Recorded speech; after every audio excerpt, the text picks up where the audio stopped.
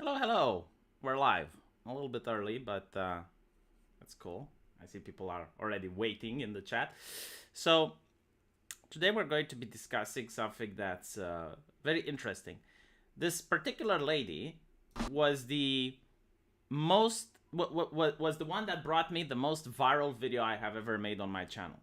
It had over 2 million views, and I think you can find it on BitChute now because I had to delete it due to the fact that YouTube constantly changing TOS and updating TOS. I didn't know if like, oh, did I violate something in a previous video?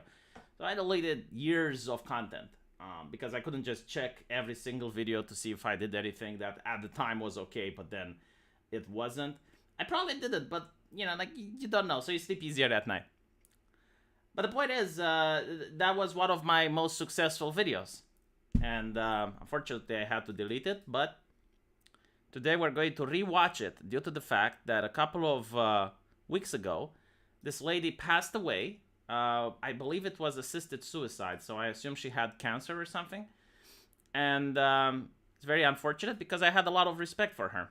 This lady was filled with integrity. She started a documentary where she wanted to say just how easy it is for men to have. I mean, the whole concept of the documentary was to talk about male privilege. She was a lesbian feminist, and she decided to show the world just how easy it is to be a man compared to being a woman. And what we're going to see is that what she found out was the exact opposite. Now, many people could have just edited the video in order to maintain their ideological narrative, right? Because you don't want to upset your own readers. You don't want to upset the people that signed up to you for a specific type of content. But what she did is, no, she actually came out and said, yeah, like I managed to find out the fact that it's very difficult to be a man, and here's the reasons, and this is how it's like. And she published a book. She made a documentary. If I'm not mistaken, she was actually very successful at it.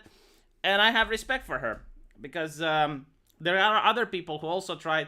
I mean, this happens a lot in the world of science. Like, you have a couple of scientists which start a study to prove something, and then they realize that they're proving the exact opposite of what they want, so they stop the study. And it's also happening in the world of journalism, where you have a journalist doing an investigation into something. Turns out that they're finding out the complete opposite. They stop the investigation. So in a world like that, seeing a person that doesn't and actually admits that they were wrong and they changed their worldview is something really rare to see. Now, I want to test the audio a little bit, so let's see. Compared to my voice, how it's like? She's hardly a supermodel or move. I hope it's right. I think looking at the bars there, it's actually good. So, yeah, I mean, there were a couple of other women that also came up to the same conclusion. For example, there was a woman which was very upset that her brother can't get a date, right? So she was like, oh, you know, like, why is it so difficult for him to get a date? So what she did is, like, she tried helping him out, did a Tinder profile and put in his information there, and then started talking with other girls on Tinder. And what she found out is that girls don't even want to talk to her, right? Because it was a completely different experience than how it was on Tinder to be a woman. So she was really dismayed by the situation and made a very popular Reddit post. Then there were other cases where women tried. There were cases where women transitioned, and then they were shocked about how other women are treating them. And I think, you know, it is interesting. I don't believe necessarily that there's like one gender that has it worse than another necessarily. I do think that there are things that men have, like advantages that men have and advantages that women have. Like, for example, I probably wouldn't be able to be a woman. Like, the concept of having long hair and having to constantly brush it and constantly take care of it, like, it would probably drive me insane. But then there's also the fact that when a woman is young, you know, like, she's got a lot of power and a lot of social dynamics in her close circle. But then when the woman starts to age, like over the age of 30, she loses that power. And you know, a man in his 30s that's rich and has managed to ascend his career gains a similar power. So it's a lot more debatable. Like, it's based on the age of the person. Like, there's a lot of other factors. But anyway, right, let's look at the documentary. She's hardly a supermodel or movie star, but today, Nora Vincent is getting the full-blown glamour treatment. Nora's a writer, and one of these shots will adorn the cover of her new book. This wasn't just a stunt. This was about learning. This is a human project. It was about finding something out about the human creature, and I learned it the best possible way because I went through it. What Nora went through, or more accurately, what she became in the last 2 years, was a man. Yeah. Can you imagine, like, LARPing as a man for 2 years? That takes a lot of dedication to write just one book. I mean, she actually did this in a very serious way. Like, most people will be like, okay, well, let's just try this social experiment for 2 weeks, and we're calling it a day. But no, she did it for 2 freaking years, chat. Like, that's insane. Because, like, she genuinely wanted to get the full experience. A little bit shorter on the top. Okay. No, Nora didn't get a sex change operation. She did it the old-fashioned way, with acting and a disguise. So this was ABC in 2006, right? Where they were transphobes, and they would say that you need to get a sex change operation in order to transition. But by the way, like, she's not trans. I just want to make that absolutely clear. Like, she is not identifying as another gender. Like, she just wants to do a social experiment. At 5'10", 155 pounds, and wearing men's size 11 shoes, Nora was a natural. Growing up in the Midwest with her actress mother, lawyer father, and... Why is it that I think of Christian when I see this picture, chat? Why is it that I see these colors and I see, like, this type of picture with this type of background, and the first thing I'm thinking is Christian? and 2 older brothers, Nora was a tomboy with a flair for the dramatic. There's actually a scandal going on right now. I think a clinic is under investigation by the NHS in the United Kingdom because they would go to girls like this and they would be like, oh, so you're a tomboy. Well, aren't you actually transgender? Aren't you, you're not playing with dolls? Oh, maybe, just maybe, you are a man trapped in a woman's body. And right now, I believe that clinic was shut down, and 2 other clinics have opened instead. So, well, yeah, it's an interesting thing. But, like, I did notice this. The same people that were arguing against gender stereotypes are now the ones like, oh, so you don't really fit in your gender? Oh, clearly you must be trapped in another body. But what's interesting is that when they talk about gender, they actually mean personality, right? Like, they are trying to say that she has the personality that's more common to boys than to girls. That's what they're actually trying to say. But that doesn't mean that the person would identify, that doesn't mean that that person would want society to treat them as if they were a boy, right? Like, that is something that I haven't heard a debate on. And bonjour, Michael Guevara. She says she's still a tomboy and, in fact, is a lesbian, living in Midtown Manhattan with her partner, Lisa. I think we can work with this. Her transformation into the guy she calls Ned begins with a buzz cut, baggy men's clothes. Is it just me? Or is she kind of like, the women would say, a catch? Like, if you see a man like this, and you're a lady, right? Like, if you're a lady and you're sitting at a bar and this gentleman approaches you, would you be willing to allow him to buy you a beer or not? Can work with this. Her transformation into the guy she calls Ned begins with a buzz cut, baggy men's clothes, and a too small sports bra to flatten her breasts. She even wore a little padding in a jock. Dude, like, she nailed the walk. She nailed the freaking walk so good. Look at this, chat. Flatten her breasts. She even wore a little padding. Unfucking real. Like, the way she nailed the walk is astonishing. Sports bra to flatten her breasts. Look at this. She even wore a little padding in a jock strap.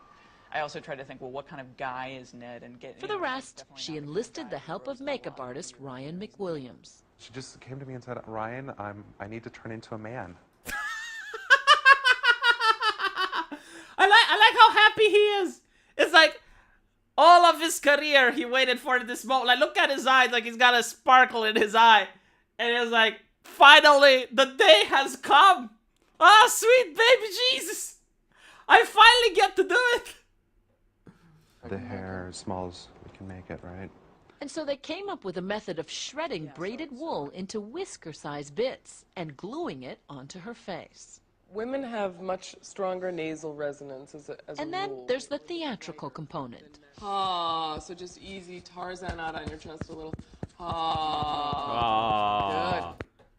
Ah. Juilliard voice teacher Kate Murray coached Nora for months on a program of movement, breathing, and speaking. I want you to be the best man you can be. All to incorporate some of the subtle and not so subtle characteristics of being a guy.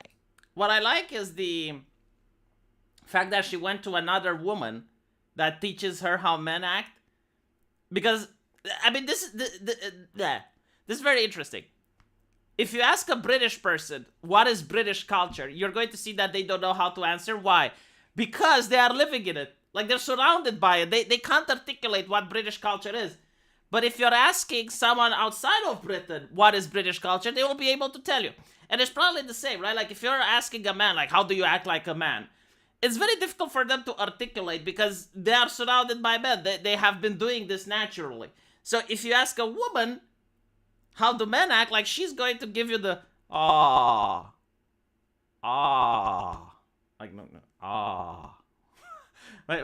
Let's look at the again. Hold on. Nasal resonance as a And then rule. there's the theatrical component. Ah, so just easy Tarzan out on your chest a little. Tarzan. Good. Juilliard voice teacher Kate Murray coached Nora for months. It's not just a voice coach. Apparently, they're going to coach body language as well, if I remember correctly. And hello, Trey. Welcome to the chat. Program of movement, breathing, and speaking. I want you to be the best man you can be. All to incorporate some of the subtle and not so subtle characteristics of being a guy. Notice what men do. If they need to suddenly grab a taxi, hey, they just do that. Whereas women will ask for a taxi instead of... That really mind-blown me when I heard it, because it's so freaking true.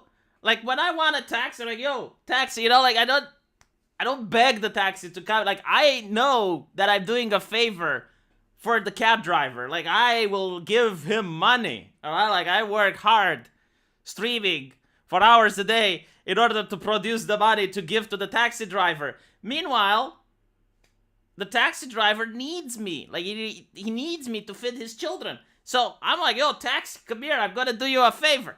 Right? Like, I don't beg for the cab driver. Demand one. When all the pieces are together, hair, makeup, voice, posture, style, My God, like, she totally freaking nailed it. the transformation is complete. Jesus. Dude, like, I want to get... If I was a teenager, I would want to get her coach. Like, if you have a son who's having problem knowing how to talk to women, find out who this coach is and hire her. Like, she is going to make your son into the biggest Chad that America has ever seen. Time to learn how to be a man from a woman. Yeah, no, like, seriously, like, if you have a son, Trey, send him to this woman. Like, she's going to make him into the best Chad.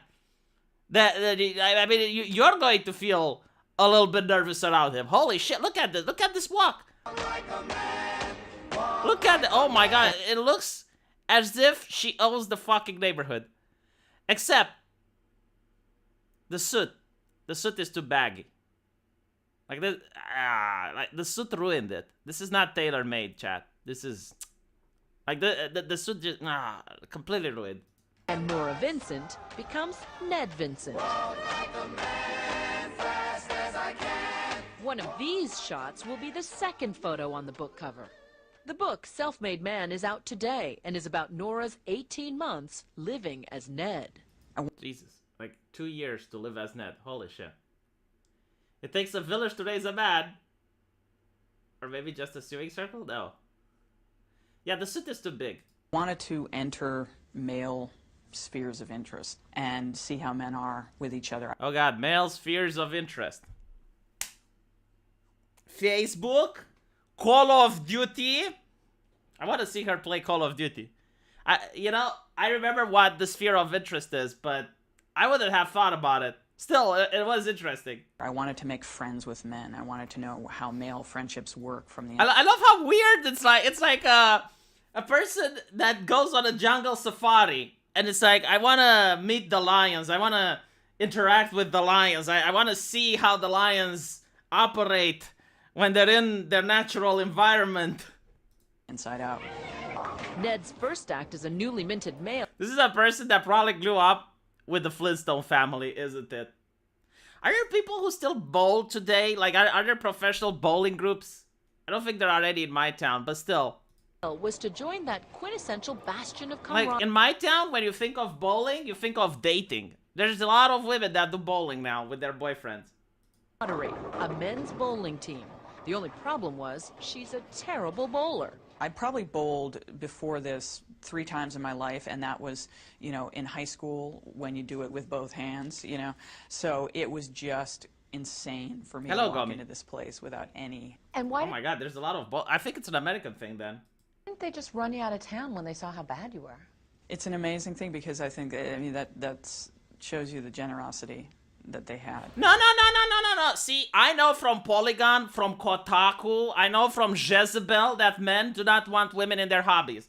Like, I have been told this by expert feminists with gender degree studies from the academia that they probably paid hundreds of thousands of dollars in student loan for. Thank Biden for removing that. But they are the experts, and they told me that men don't want women in their hobbies. Oh, maybe, you know why this is, chat? You know why? Because she's running the experiment. She's running the experiment, and they don't know. She's like, when they're going to find out, they're going to be so upset. They're going to be so upset. It's like, oh, we took her in the bowling team. What have we done? She tried to subvert us. The infiltrator. It was the She's like the Terminator.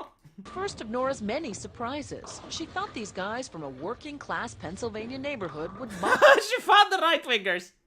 Ned's bowling and reject him as a guide. But from their first meeting, they accepted Ned. The handshake was unbelievable. It blew me away the first time I shook hands with a guy, a strange guy. And I was amazed because you think of women, we're so nice, we're so easy, men are so mean. Complete opposite. Hey. Oh my god. Shit, the burn. The subtle burn there, chat. Baby. And I felt as comfortable as I could feel right away. They just took me in. No questions asked. This is the first time You went bowling. I mean, how many bowlers are there? They're probably like, oh my god, is that another bowler? Oh, we need to get it before the other team does. Oh my god, now we're 10 people instead of 9. the guys Yeah, shake hands, mind blown. The prejudice. are coming face to face with the female version of Ned. Would you have known me on the street? No. No. Good. Hold on, why is she doing the gender reveal here? I like, you should save this for the end of the thing. 9 months, and gradually Nora gained entrance into the inner sanctum. She found that all the cussing and good You know what's funny? Like, I bet that after these 2 years of spending time with the guys, she's probably the best bowler in her town. Like, she's probably, like, if she takes her girlfriend's bowling, like, they don't stand the chance. She's just like, get away, let me show you how it's done. good-natured ribbing is just how men often show affection for each other. Way to go, Ned. Oh, yeah. You remember this? Oh, my God, that's right. I forgot all about that. Did you know, based on watching her bowl? I mean, the joke was she bowled like a girl, but Well, we had our suspicions then. They had their suspicions. By the way, do you think, like, some men may have felt a little bit queer while this was happening? Like, they're sitting there and they're watching this lady bowl and they're like, why is my penis making me feel a little bit uncomfortable right now? Why am I getting an like, I am straight. What is going on here? These guys She should definitely enter the pro female bowling league. I do agree. did. I just Maybe thought Ned was gay or everybody something, else, really? Yeah. everybody has their own style. You know what I But mean? my style was. Her style is this. Yes. A little different style. Near the end of the team's run, Nora decided to reveal herself as a woman. Nervous about how they'd react, she tested the waters with the one guy she was closest to. She took Jim out for a drink. So she sits you down, she's very serious, and she says, I'm going to tell you something that's going to blow your mind. And what did you say? So the only thing that will blow my mind is if you told me that you were a girl. He was a guy. And she goes, well, you're half right. The she Jim's talking about is Nora's partner Lisa, who the team had met several times. Jim assumed they were Ned and Lisa, a heterosexual couple. But you didn't believe her at first. At first, well, I was still in shock. I said, how can this possibly, where would this come from? This is just a regular Monday The night. reveal. It's like the VTuber reveal. I was out bowling having a good time a few minutes ago. Now I'm trapped in this bizarre conversation about your name isn't Ned anymore, Later, Jim told the rest of the team, who all took it well.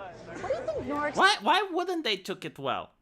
Like, why wouldn't they take it well? Like, why did they assume that they would take... I guess, like, the opposite would probably be different. Like, if a man tries to infiltrate a girls-only group, and then the reveal happens, the girls would feel that, oh, maybe he's doing this in order to get closer to us, right? So... for sexual reasons, and then the shield goes up, and some of them would feel betrayed. But the other way around, like, no. I mean, I guess it would be funny, but, like, I don't see why the guys would react violently. Expected to find... She died of assisted suicide. I think it was, due to her having cancer, but I might be wrong. in a bowling alley full of guys. I think you expected to find like a bunch of guys just talking about women's private parts and a bunch of racists, and I think kind of that's what she came into this thinking. They really showed me up as being the one who was really judgmental because Oh, chat. Oh my god, let's listen to this again. Hold on. Does it have subtitles? I need to see if I heard correctly. And, I think kind of that's what she came into this thinking. they really showed me up as being the one who was really judgmental. Oh my god. Oh. Because they were the ones who took me in, not knowing anything about me. They were the ones who... This is why I respect her. Like, she is so honest. Like, she literally says what she found. Like, she's not trying to push her ideology. She's not trying to spin the documentary. She's not trying to... I mean, she could have just not mentioned this. You know, she could have just took this out from the whole thing. But she didn't. Made me their friend, and, you know, no judgments attached. That's not like you. What's wrong? Nora and Jim became closer friends once he knew that he was a she. Now Jim was willing to speak more personally and openly, like about his wife's cancer. Oof. Nora came to see that between men, intimacy is sadly lacking. There's a tremendous potential. Well, yeah, because look at Jordan Peterson, right? Like, he is encouraged to cry, and the moment he cries, everyone attacks them. That's why the intimacy is lacking between men. Like, it's not lacking between very close friends.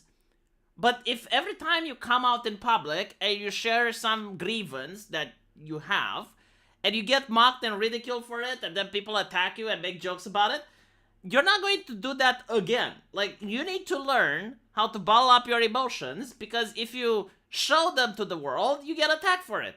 So that's why there's lesser intimacy between men. Potential for tenderness between men, and I'm not sure that it's always realized, and it's terribly sad.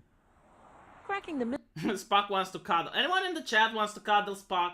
Guys, please give Spock some cuddles in the chat, because I can't type in the chat right now, but I would appreciate it if people give Spock some cuddles. But only men, alright? Only guys. I know I have a couple of ladies in the chat. Do not cuddle Spock. He only asks for guys to cuddle him. mystery of a boy's night out is one thing, but what about the explicit world of a man's sexuality? Oh shit. Let me check if this is fine with YouTube, because I know they're a little bit more strict when it comes to images shown on screen. You know what? We're just going to listen to this next part, and I can't show you because there might be some spicy images going on. I really ran smack up against the difference between male and female sexuality is that female sexuality is mental. It's up here. It's a strip club, chat. And male... There's a naked lady dancing in the middle of a middle of a table, and there are men that give her super chats in real life. Sexuality is a bodily I don't care if it's ABC News, dude. Do you know that? Are you fucking thinking that my channel is ABC News and I can get away with half the shit they do? function. It's a necessity. You just have to do it. Okay, there's a When we come boobao back- on the stream. Nora goes to strip clubs in the company of men as a man. Over the 18 months of venturing out in the world as a man, Nora Vincent guesses she put on Ned's whiskers and clothes about 150 times. After the bowling league, she was ready for love and sex. Ooh la la, oh my god, chat, this is so beautiful. I'm so sad you guys can't see it, but it's absolutely amazing. There's a level of ushikushinas that is hard to describe. I'm never going to watch VTubers again after seeing this, chat. Oh my god, oh. You went to a couple of sex clubs. What were you trying to get at? Wow, like, they are getting so much super chats from doing this. Holy crap. Well, at first I thought, Jesus, what this lady is doing with the pole. Holy. this is sort of the quintessential guy thing to do, It's right? the quintessential guy thing to do, to go to a strip club. Oh my god. Do you know, like, at least in my country, I don't know in other places, like, it's assumed that only losers do it. Like, you don't have what it takes to attract a lady, so you have to pay for one. Like, it's not something that's, encouraged, right? And even other women would distance themselves from you if they know you're going to strip clubs. Like, it's definitely not the quintessential guy thing to do. Yeah, it's what perverts do. At the bachelor party at the strip club, when I told people initially that I was doing this, they'd say, oh, you gotta go to a strip club. She says the clubs were obviously sexual, but once again lacking in intimacy, which leaves men emotionally frustrated. I saw the men there. I saw the looks on their faces. I saw them sitting alone, nursing their bourbon, and this is not about Hello, appreciation of women, of course. It's not about appreciation of their own sexuality. It's about an urge, and that's not always that pleasurable, really. These guys who go to these My god, the way she described it is so freaking accurate. It's like, yeah, it's kind of like an urge. Like, sometimes it's like an annoyance. Like, you have this drive and you need to fulfill it. It's like having to sleep or having to eat. You know, like, there's a difference between eating something good and eating just because you're hungry, I guess. And that's what she's describing. You know, why men go to these places. It's an urge. Like, oh. I wish I could have had the conversation with her. Like, she's so freaking insightful. high It is a den of desperation and loneliness. That is so accurate. Yes. price clubs would say this isn't about pain, it's about pleasure. Men have had the tears and the emotional expression sort of pounded out of them from an early age, and so by the time they're men, they don't even have the vocabulary anymore or the emotional awareness to really say what they're feeling. Nora says strip joints are about pure sex drive, completely empty of any meaningful interaction, even when a woman is gyrating on your lap. But you're attracted to women. Were you ever aroused during any of No. these? I really ran smack up against the difference between male and female sexuality, is that female sexuality is mental. It's up here. Whereas You got Steve. I don't want to be horny, meme, but it's true. for men, my God, Nora chat, says, holy shit, what I'm seeing here. sexuality is, shall we say, below the waist. At its core, it's a bodily function. It's a necessity. It is such a powerful drive, and I think because we don't have testosterone in our systems, we don't understand how hard it is. So it never gets cold where you back in Australia? Throughout the project, Ned dabbled in the art of picking up a woman. Where'd your friend go? We went with him to this bar, wearing hidden cameras. This is my friend JC, I'm Ned. Nora was reminded that in this arena, it's women who have all the power.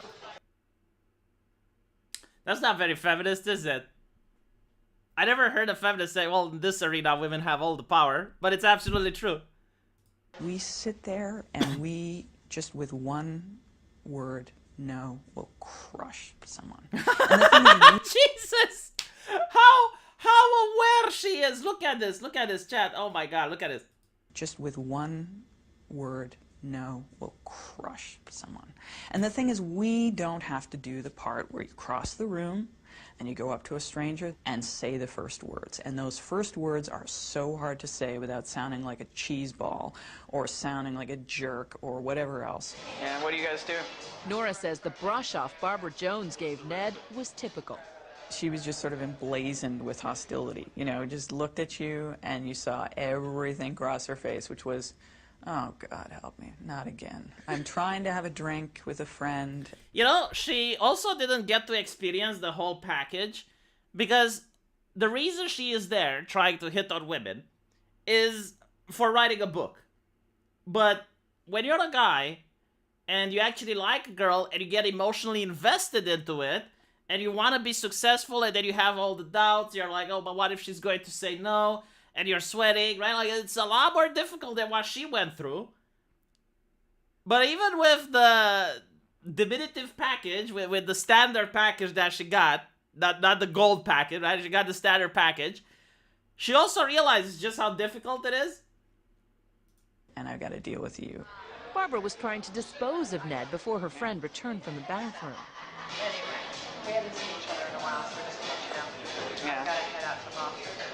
But Ned returned and told Barbara the truth about her gender. Saying you gave us all the lines, like, try to get rid of us. I see it, and as a woman, I have such sympathy. I'm like, oh, I hate being this guy that you're trying to get rid of. You know? Talking to a woman, Barbara seemed more open and friendly, and in the end, actually apologized for how she had treated Ned. Jesus. Oh my God, that is... You know, that's like, there was another social experiment where a camera crew, like, they would get family members from someone and then put them as beggars on a street where that person would cross. So basically, like, they would take your aunt and then dress her like a beggar and put her on the street where you go to work, right? And all of them, like, every single one just walked past. Didn't even, like, gave the time of the day. And then the camera crew came out and was like, hey, that's your aunt. Didn't you recognize her? And they're like, oh my God, I'm so sorry. Oh. So it's very interesting to see these dynamics unfold. Sorry for being bitchy. Please. Does that kind of living in the skin of a man in the bar scene, in the dating scene, give you a different kind of respect for men? It gives me a certain definite sympathy. And I don't mean that there's any disrespect, but it just makes me understand what's going on. Honestly, like, every single person should be made to be a woman for at least a year, and every single woman should be made to be a man for a year. I think people would respect each other far more if they understood these things. Nora, as Ned, also went on about 30 dates with women, mostly arranging them on the internet. Did you have any fun? Rarely. Rarely. It was just an pretty ordeal. Unpleasant. Yeah. She says the pressure of Ned having... And take into account, this is a lesbian. Like, she dates women all the time. Well, I don't know if all the time, because she's got a stable relationship. But, like, this is why it's interesting. Like, she is a lesbian. And now that she's dating women as a guy, she is noticing, like, the massive change, the massive difference. to prove himself was grueling. Nora was surprised. I don't think, like, feminist is easy mode. I mean, think about it this way, right? Like, what... Let's say that you're a woman. And it's easy for you to get to the sex part, but it's very difficult for you to get to the relationship part. So women get fuck zoned a lot, and men, they get friend zoned. In other words, like, you can have a guy that you really like, and he's not interested in a relationship, he's not interested in introducing you to his friends, he's not interested in anything, you know, like, maybe he's dating other girls on the side. He doesn't want you to be his girlfriend, right? So, like, is that really good? I mean, is that not mentally damaging? Is that not emotionally damaging as well? Like, you go to this guy's place, you know, you have sex, and then he goes to the shower and gives you the clue that you need to leave. So I don't know if it's necessarily easy, but it is definitely easy to have sex, yes. But it is very difficult to have a relationship with the person you want. Surprised that many women had no interest in a soft, vulnerable man. My prejudice was that the ideal man is a woman in a man's body. And I learned, no, that's really not. There are a lot of women out there who really want a manly man. Ultimately, Ned told most of his dates that he was Nora. Many of the women reacted angrily, but usually just for a little while. See, I told you, like, if you're a man, and, so if you're a woman, and you tell other men that, oh, well, it just so happens that, I'm a woman, they don't get angry, but the opposite is true. Some women wanted to continue the relationship. Uh-oh. They remained interested in pursuing something further. You know, so whereas... Sexually. Yeah. And that was heterosexual women who, that's what I'm saying. It's all up here. Because they said, well, we connected, and, you know, there's something, I really like you, and I don't care. Man, men are not like that at all. I mean, I guess, like, if you... So let's assume that you're a guy, and you pretend to be a girl, and you date other guys, and then you tell them, hey, I'm just writing this book, so I just wanted to see how you guys react. I'm actually a guy myself. I don't know if there's going to be many guys that will be like, oh yeah, well, we connected, so I want to... How many guys would do that? That's the difference between male and female sexuality right there. Nora says she found differences not only in sexuality and intimacy, but in every walk of life. I'm in the market for a car, and... Take, for example, shopping for a new car. Going in as Nora, the sales pitch quickly becomes flirtatious. Any guy that gets in is going to feel like, okay, this girl... Yeah, but, like, it would be interesting to see the opposite. Like, let's say you have a middle-aged woman that's a salesman, and a Chad walks in. Like, let's say a famous football player, or, you know, a famous actor. Would it not get flirtatious? I mean, it's possible it would, right? So, I guess what she's saying is that, well, most of the time, yeah, like, if you have a guy salesman, like, he's not going to flirt with other guys. I want to date this girl. But honestly, like, I would definitely not encourage my employees, if I had any, to flirt with the female customers. Like, that is very unprofessional. For a car. Well, And the ticket to a lawsuit. well, I didn't say that. But going back to the same salesman as Ned, the tone was all business, and the It's very interesting, the difference, the difference between them. Like, the makeup artist did such an amazing job. talk was all about performance. They have the 3-liter Duratec V6 engine. And in the end, a personal touch for Nora the salesman would never have offered Ned. All right? Thank you You're so welcome. Now, I think that salesman is the problem. Like, I don't think most salesmen are like that. In fact, if you do that now, you would probably get fired. I do think it's just like the salesman was a creep. That's definitely not something that I see people treat my wife. You know, like when she goes to buy something, like she's never going to get kissed on the cheek or anything like that. In Nora's final months as Ned, she upped the ante, infiltrating all Well, I'm glad you caught me confusing, Zach. male inner sanctum. They are worse? Man, maybe in the United States, I don't know. Like, here, it's completely inappropriate what he did. And all it takes is for a woman to file a complaint and he's out of a job. Like, you're not going to have, like, customer relationships if you're going to behave that way. But after 18 months of deception, she was unraveling, and the play acting at a men's wilderness encounter group would begin to scare her. One guy had chopped up a log pretending it was his wife. So I thought, great, you know, we're gonna have axes and knives. So I was terrified. Having survived strip clubs, dating, and a bowling league, Nora Vincent wanted... I guess, like, the kiss on the cheek might depend on the culture as well. Like, here in my country, it's okay for men to pretend to kiss women on the cheek, like, when you meet someone, right? Like, if I were to meet one of my med school colleagues, and they go like, oh my god, V, how you doing? I'm like, oh, that's great. You know, like, it's something that's being done. Like, men shake hands, and men and women, like, just go like, mwah, mwah. In Russia, and I think in Italy as well, men get to kiss each other on the cheek. Like, it's a Russian thing, but it's not like it's depicted in the American movies. Like, you're not actually kissing the person on the cheek. You're more going like, mwah, mwah. You know, it's more like a symbolic gesture, I guess. And even the hug, like, you're not going to hug her properly. Like, you don't actually squeeze her, you know? Ned's last days to be among men only, in private and intimate surroundings. Nora, a lapsed Catholic, thought the cloistered inner world of a monastery would be ideal.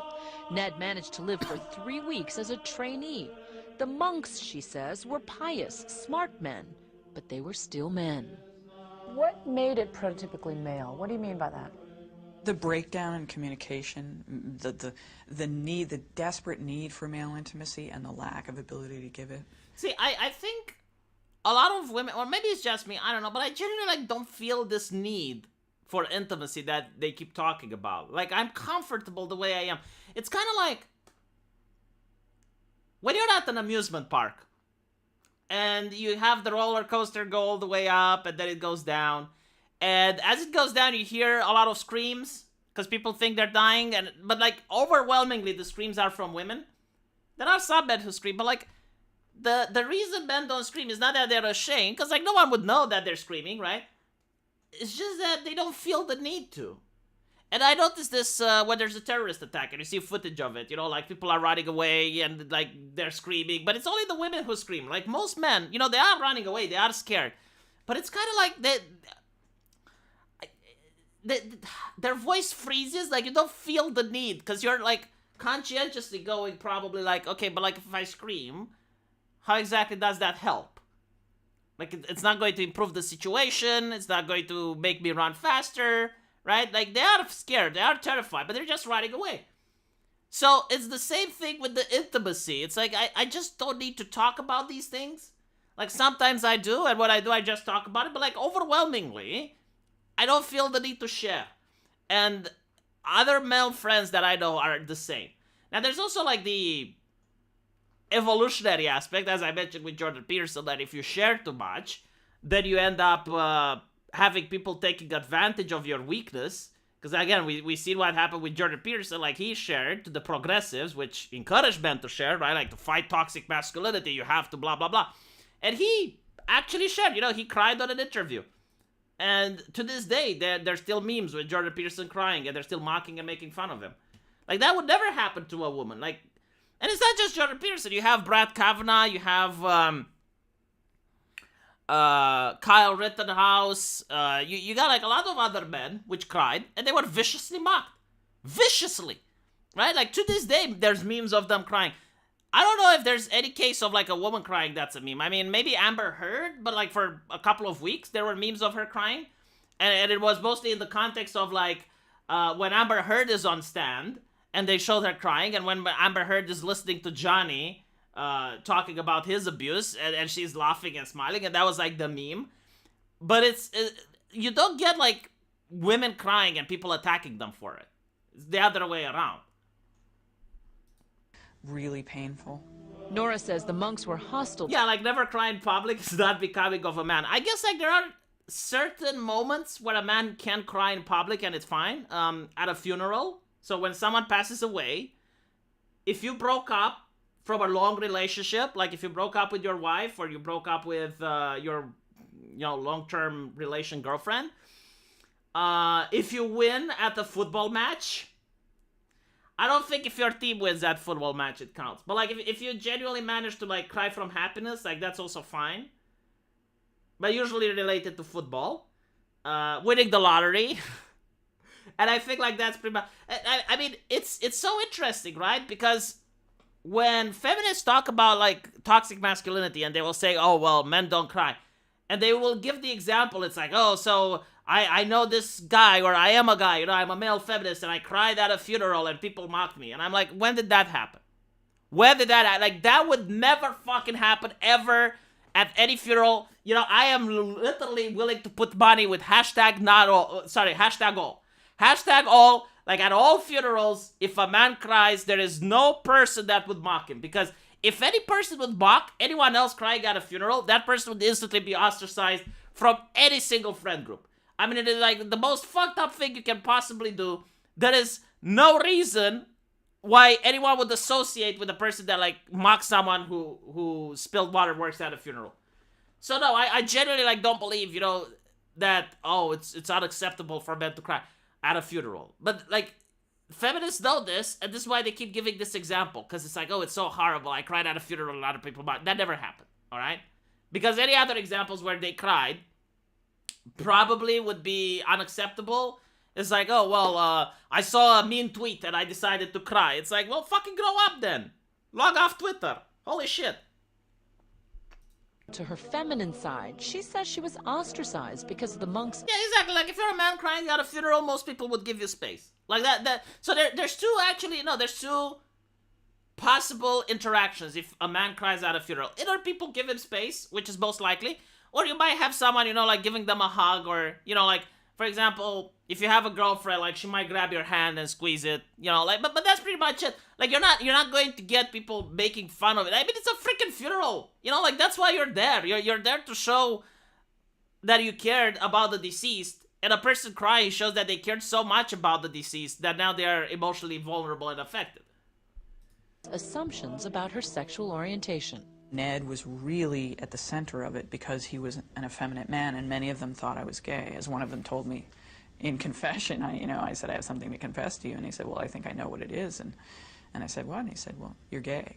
And I said, well, yeah, but not in the way you think. Well, the thing is, the problem with monks, and this is from what I heard from many people who lived at a monastery, I mean, you have a lot of men that repress their urges. Now, another place where you have a lot of men that repress their urges and there's no female companionship is a prison.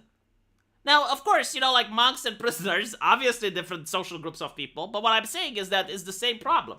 Like, you have a lot of men living together, there's no woman, and they have the urges, because as she described, it's about an urge.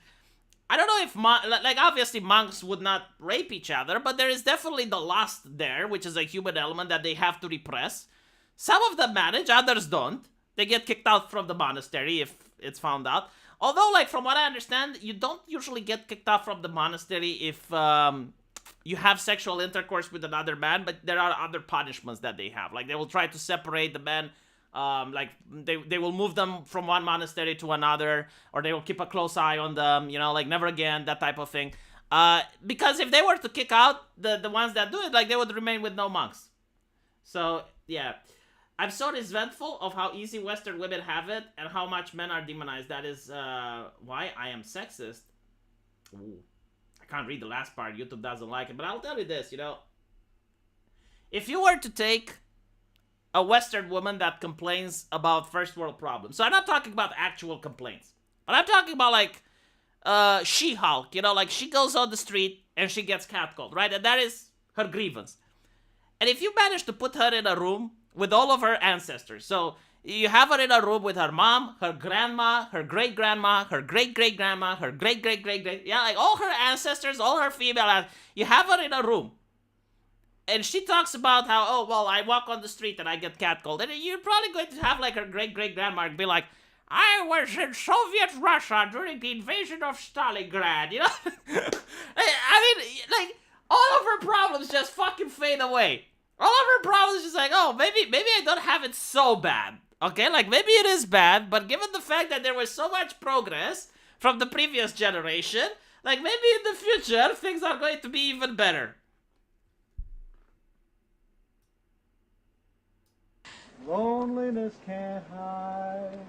Nora thought the perfect end to her 18-month saga was to join a men-only therapy group, a place where guys tried to bond and show their emotions. I love how she went to, like, all these places. So she went to strip clubs, she went to bowling alleys, she went to a monastery, she went to, like, she did a lot of interesting things during these 2 years. She had a very interesting life.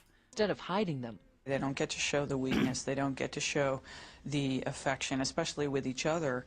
And so often all of their emotions are shown in rage. And they kept talking about their rage. I disagree. You know, like, I see, the reason she doesn't know when men show emotions is because she doesn't play Call of Duty. Like, this is the main problem with progressive ideology, right? Like, because they want to sanitize gaming. Because what is gaming? Well, you go on Xbox, you call someone's mom a woman of low moral fiber, you call a person the N-word, right? And you, like, what did you do? You released your anger by playing a video game, and legitimately you hurted no one. Like, no one got hurt, right? Like, instead of, like, going out on the street and doing something bad, that person went into a virtual space, gave his anger away, maybe trash talk, maybe did something, and now he's calm, right? Like, this is how men calm down. This is the intimate moment that men have. And now you have, like, all of these companies. It's like, oh, we need to ban all these sanitize, and we're going to listen for hate sprache and blah, blah, blah. And you're like, well, you're removing the virtual ability for people to vent. Now, some men, you know, like, they don't need venting because they have happy lives. But there are other men. Like, let's say you got a doctor. And he sees a lot of shit at the hospital. He sees people dying. He sees people who survived car crashes but lost an arm or a leg and they're coming in. Like, he sees all these horrors, right? So now he's, like, completely messed up and he needs a place to vent. He needs a place to unleash what he has. He would do that in a video game, right? Like, he would play some League of Legends, call someone the C word, which I can't say on YouTube because they would demonetize the video. And that would be, like, yeah, the game hates its community. Exactly, right? Like, you may say, well, yeah, but, like, that's bad for business. No, it's not, because people can block, right? Like, if people legitimately have a problem with other players saying the PewDiePie words, they could block them. And they don't have to hear it. They don't have to put it there. But most of the time, like, let's be fucking honest, most of the time, gamers want to interact with other gamers. Like, this is part of the gaming culture. This is something that they're okay with it, like banter, trash talking. That is it. You can look at esports back when it was with trash talking, and you can see that they had massive audience. And you can look at esports now, back when it's sanitized, and you will see that there's no trash talking and no one wants to watch because it's boring as fuck. Often they're rage toward women and what they would do physically and violently towards women. Right. A lot of this was blowing off steam. It's sort of talking about the things that need to be said that you know you would never do. I mean, you know, they would talk about fantasizing about chopping up their wives or something. It's not that they would ever Jesus fucking Christ do that. Yeah, but that is something else, you know? And I noticed that figures of speech are now hate speech. Like, if you say an edgy, dark joke, or if you say a metaphor, it's going to be interpreted like you genuinely want to do it. Which is why, like, people add in Minecraft to make sure that, no, I don't genuinely want to do it, right? Like, when Hassan Piker says something vile, and then he says, in Minecraft, right? Like, he's not going to actually do the thing. And I can't say what the thing is, because, again, YouTube TOS. But, like, that's the, like, for example, I want to spank my monkey in Minecraft. If you actually have a monkey, you probably don't want to spank it. But, like, just by saying that joke, you're going to have progressive, oh, this person is into animal abuse. He wants to abuse his monkey. We need to protect the monkey by banning him from social media because that will prevent him from spanking the monkey. Like, it doesn't make any fucking sense. But it's weaponized, right? So, again, when you have this type of culture, you're going to have people expressing themselves less. And apparently, like, this is a problem. Like, men don't express themselves enough, so then they end up being violent. So let's make sure that they can't express themselves. But it was a way to get out the blackest thoughts. He doesn't like doing that work. And by the way, like, everyone has black thoughts. Like, look at this thing. It's called, like, look it up on Google, Call of the Void. Right? Like, this is a thing which I thought that I'm fucked up, but apparently no, it's normal. So let me see if I find the reference of it. Right, like, when I realized that I have it,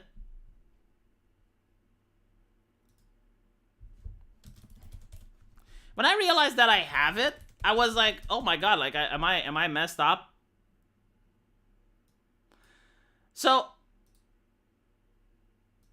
look at this, right? This is according to the Google Dictionary, so it's sacred.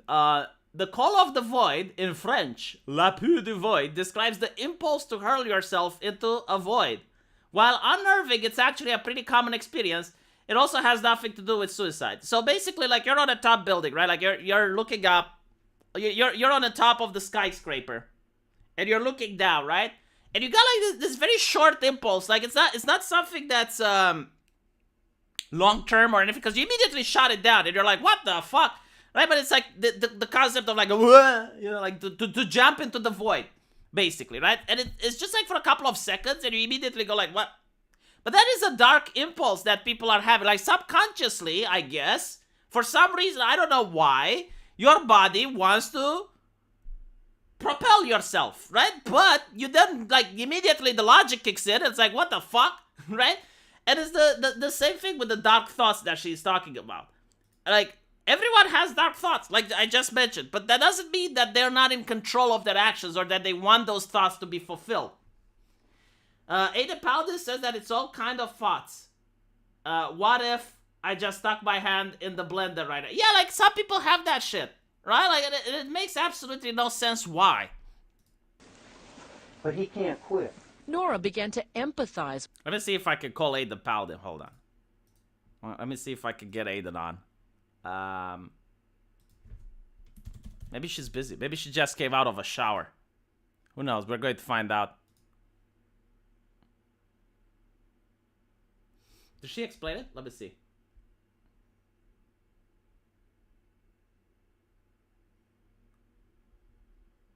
I can't read her explanation. Again, too spicy. Alright, so she's busy.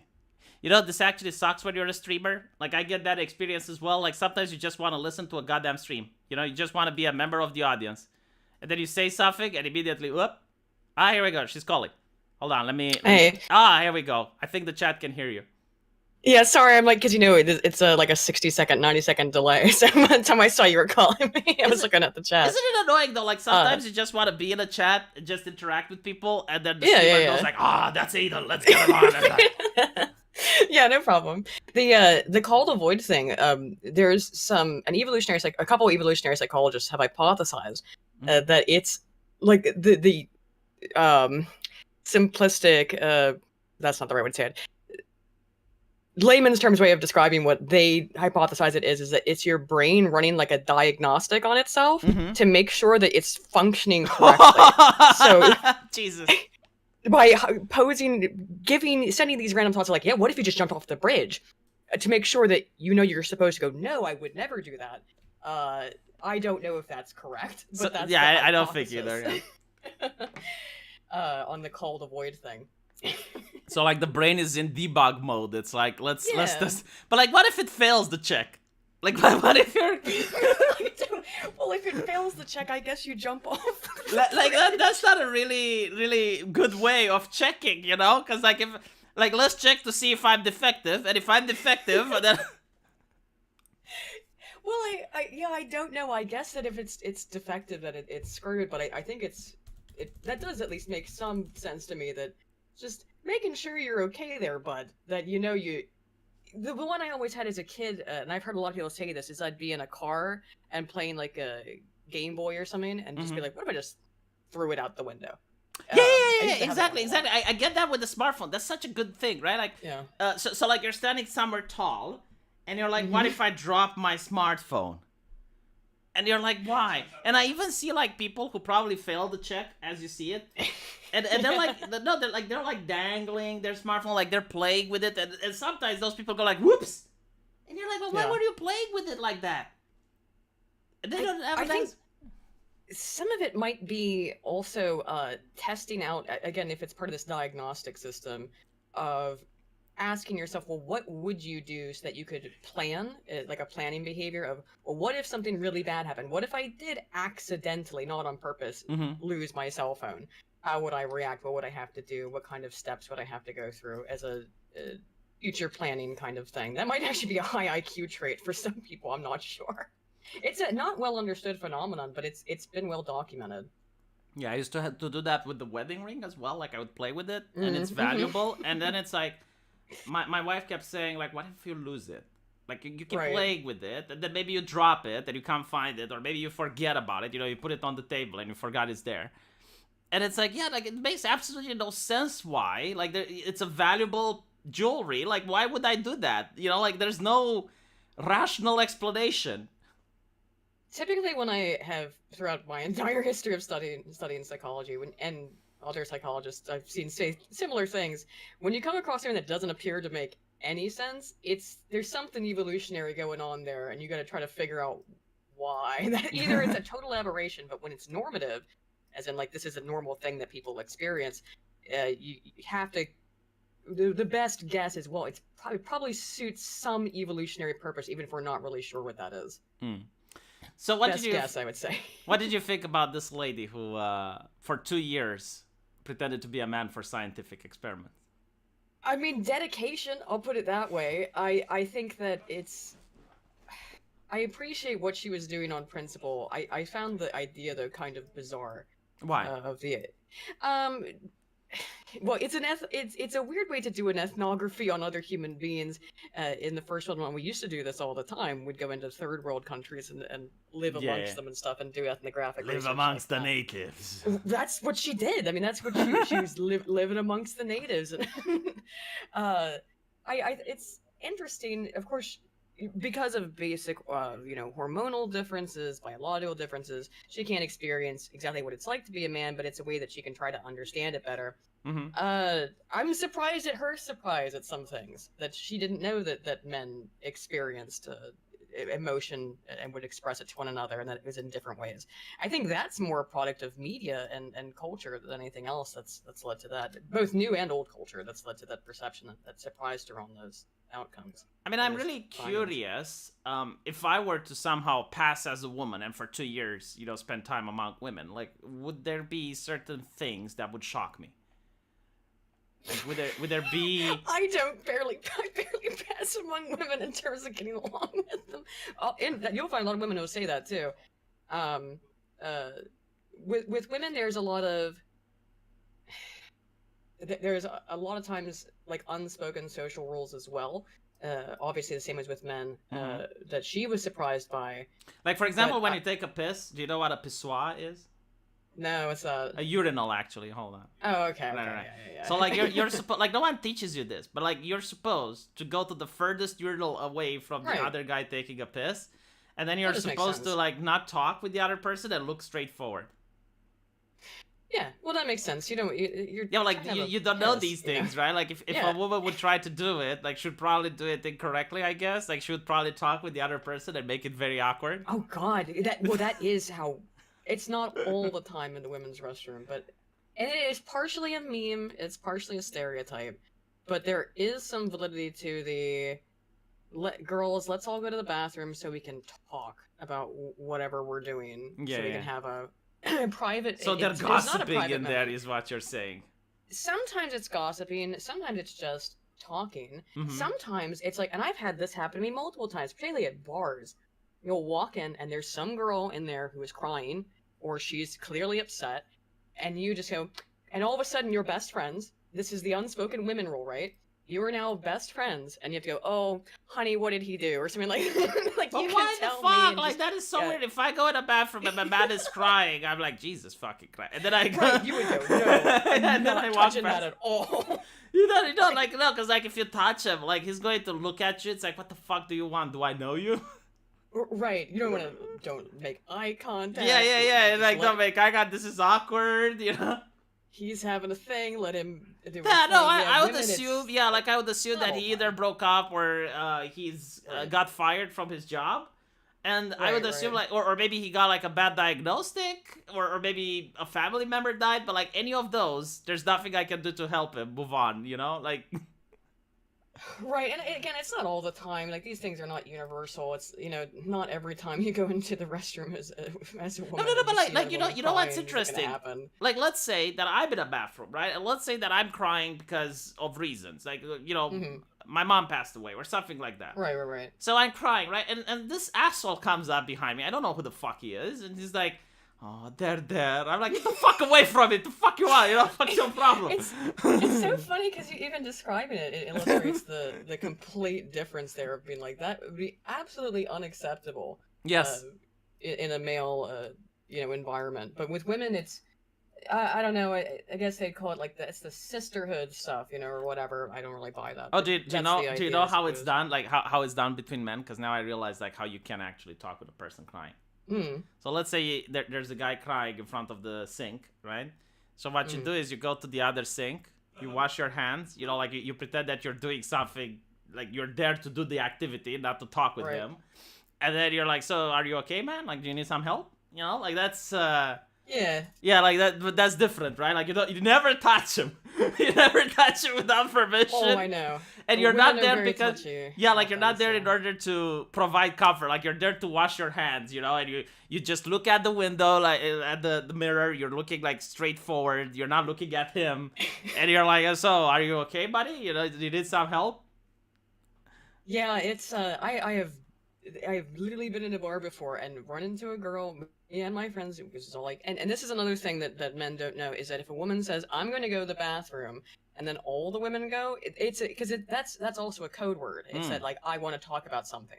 Sometimes, and I'm autistic and not good at this stuff, but sometimes I would do that kind of stuff where I'd be hanging out with girl and guy friends. Be like, all right, I'm going to use the bathroom, and then my friend be like, all right, I'll come too. And it's like, wait a minute, I don't want to talk. I actually have to take a piss. Oh my god. I don't need to talk right now. It depends. It's not always that way. It's I mean, usually alcohol is involved in some of these situations, and you have to be in a public place, like at a bar or at a bowling alley or wherever, where if it's men and women interacting or if it's just women interacting, and it depends. Bars in particular and clubs are the big ones where. Yeah, this is why like the line to the women's restroom is so fucking huge, right? Because they're not. Half of them aren't pissing, or I wish you could not doing the other one in public. Just saying. Yeah, you know, First of like all, you should have You're a man married, there.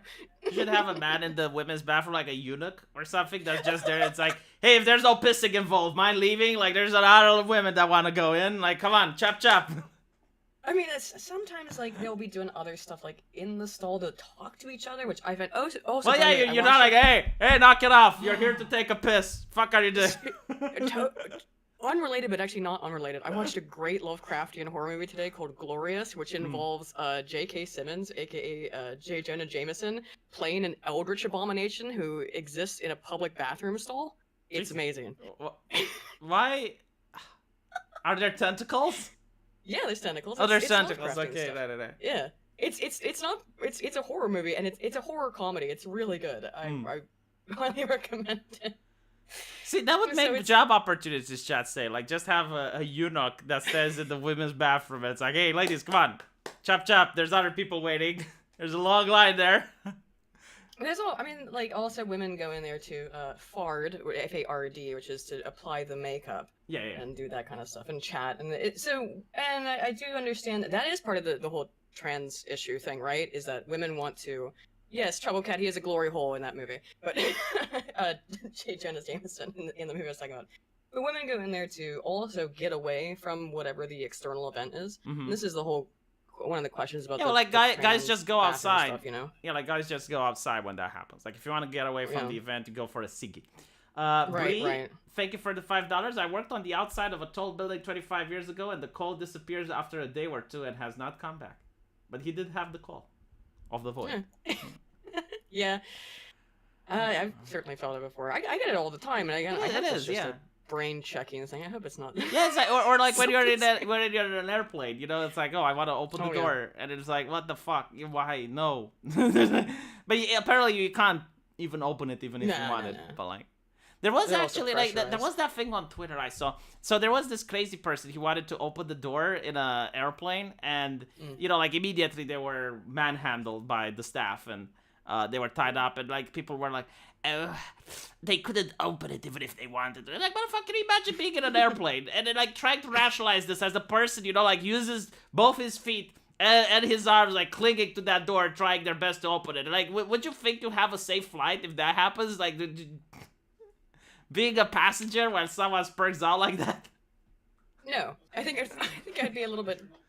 Even though again, the rational part of your brain, we go, all right, they can't do anything. Yeah, like the rational part of the brain is like, well, due to the air compression that is inside the airplane and the outside, there is no way of the.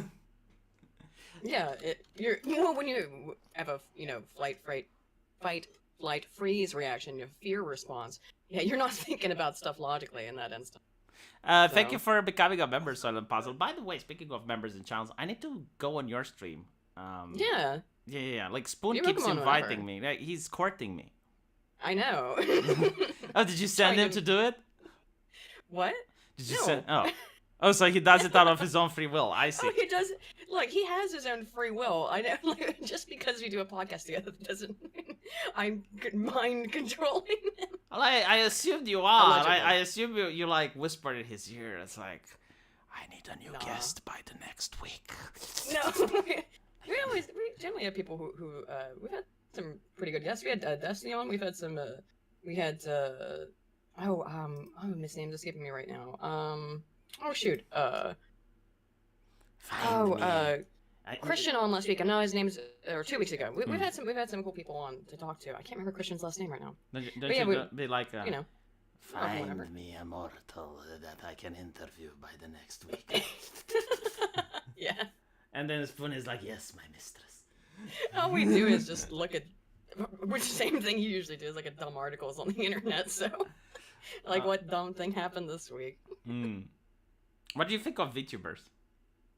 All right, so I don't quite understand your fascination with it. I do think they're cool. I like the idea of it, but I'm not like a super fan or anything. Do you know that Pippa used to watch your streams?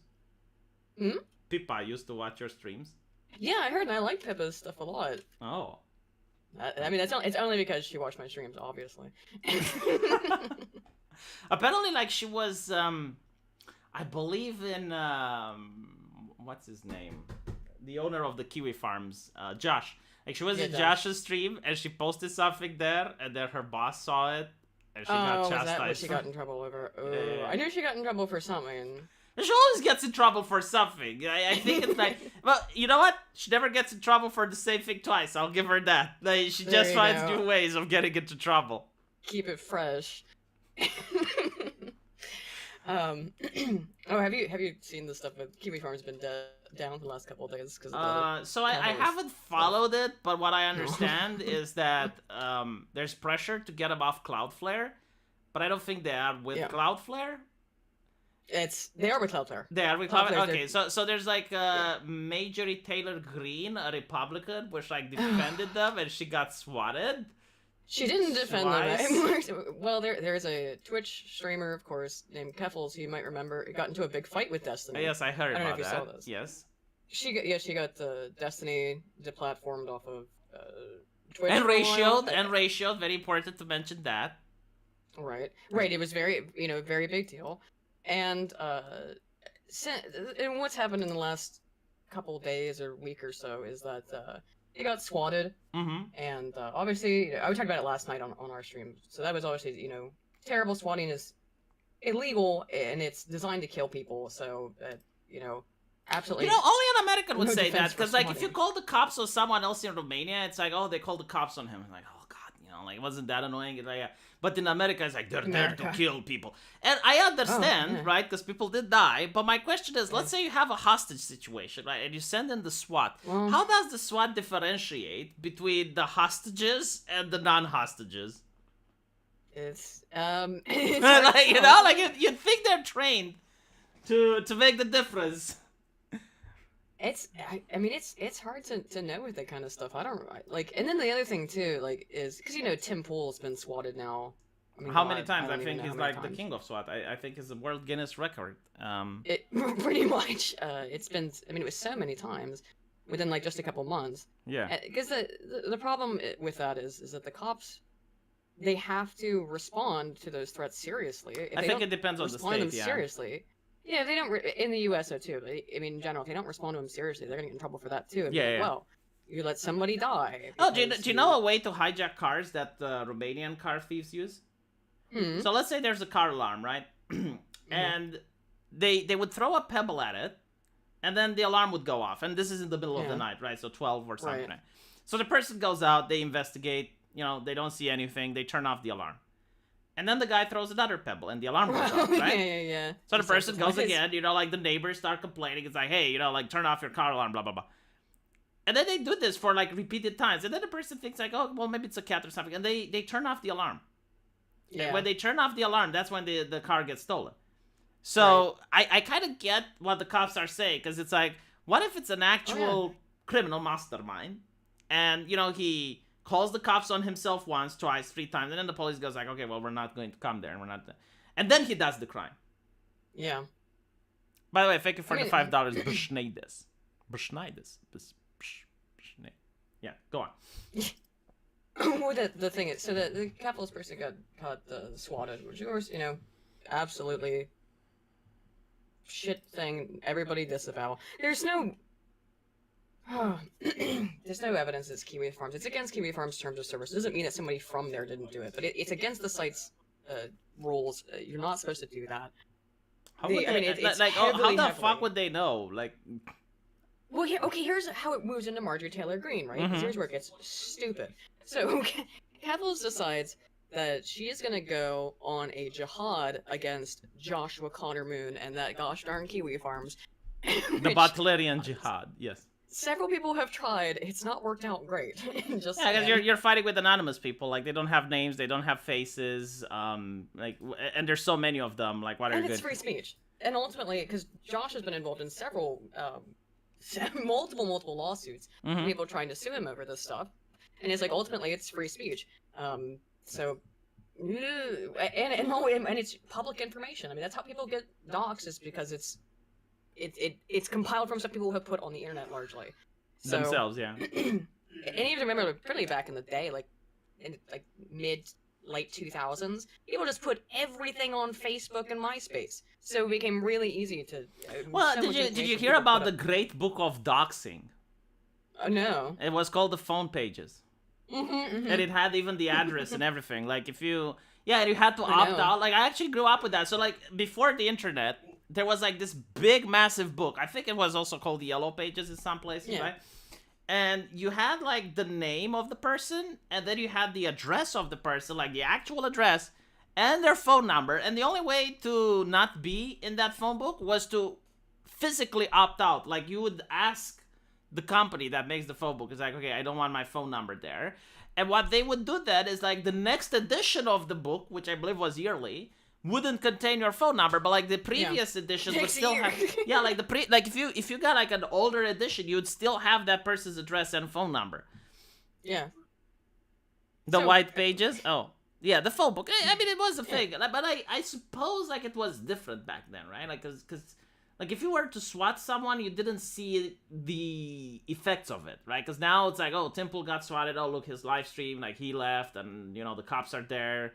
And you get to see the damage, right? But like, It's yeah, in media psychology, it's something called the cockpit effect, and it's not new. I mean, the term cockpit effect comes from World War II pilots dropping bombs on Hiroshima and Nagasaki, which is the idea that, you know, when those, if you've heard the interviews with those guys, the pilots after the fact, they're like, oh my, they're devastated when they see pictures of what the bombs did, you know, but when you're thousands of feet in the air, Mhm. it's just a button. Well, isn't that like the same ethical questions about drone strikes?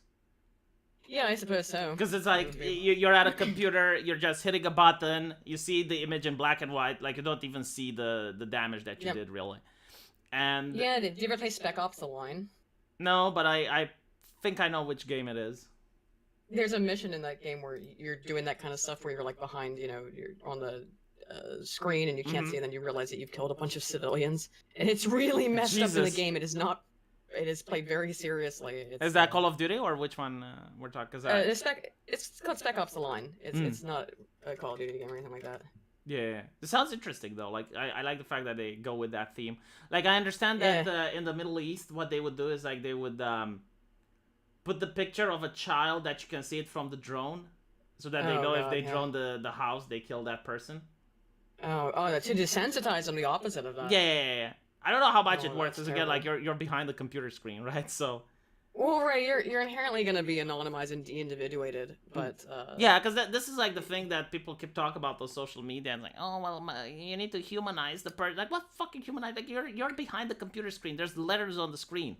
Like Yeah. you're not going to be treated the same way you're treated in real life, ever. no. Like, Unfortunately, not the way that and works. you can even notice that on dating. Like sometimes you hook up with a girl online and you have a connection, right? Like it's so fucking well. Like it's like smooth as butter. And then you meet with her in real life for the first time. And it's awkward, the body language is off, you don't feel comfortable anymore, right? Like that's the difference. Like online and face to face are two completely different yeah. things. Yeah, there's a lot of research on that. That's one of my main areas of study. Is that in particular? But there's all kinds of things that the internet can do. There's another thing called the hyper-personal model of de-individuation effects, which means that people form relationships a lot faster on the internet because you're lacking all those like things that normally make people scared. Yeah, like You body know? language and I mean, is it really like it goes faster? Yeah. It's Walther 1995 hyper-personal model, I believe, is the citation on that, which was that that's like because also the speed because you can tailor your language much more via text in particular. Mhm. You know what I mean? Yeah, Make yeah, you yourself can kinda you can sound think cooler, about write it. better Yeah, jokes. yeah. Right, think about it. It's asynchronous communication, particularly via text. So yeah, you have time to like think about it. You can respond in 10 minutes or in 10 hours, and even the length of time that it takes to respond can mean something, right? Yeah, because then the girl goes like, "Oh, is he talking with other girls? Oh. Did he ghost me? Did he ghost me? Is he intentionally ignoring me? All that kind of stuff. And then you're like, is he because of what I said last? And then you look at the last message, and it's like, oh, I shouldn't have said that. Right. Then you worry about it. There's all kinds of stuff like that. Yeah, and the anonymous or pseudonymous communication stuff. But yeah, so back to the Keffels. Sorry, yeah. Keffels downstairs talking to her. Didn't Keffels get banned from Twitch as well? I think that they had a 1-day ban or something. It wasn't long term. They're definitely back. They're definitely streaming again. Because last time I heard is like they were going after quartering. It's almost like yes, they're making fights with everybody. Yeah. I mean, that appears to be that's the thing. We're gonna ratio people on Twitter. I'm gonna fight with everybody in the universe and get Destiny banned, and then look, I was gonna say cry victim. Like, you are a victim for for being swatted. Let's not. Well, isn't she in Canada? Like, Canada doesn't really have a SWAT team, as far as I know, and even they do have guns. They did show up. According to the police report, they did show up with guns. She said that they put guns in her face. That's not what the police say. You can make up your mind. Everyone can make up their mind on who they want to believe in that instance. I mean, is that a thing? Is that common procedure in Canada? Like, I wouldn't have any idea. Yeah. That one you'd have to ask Deb about. I wouldn't know. But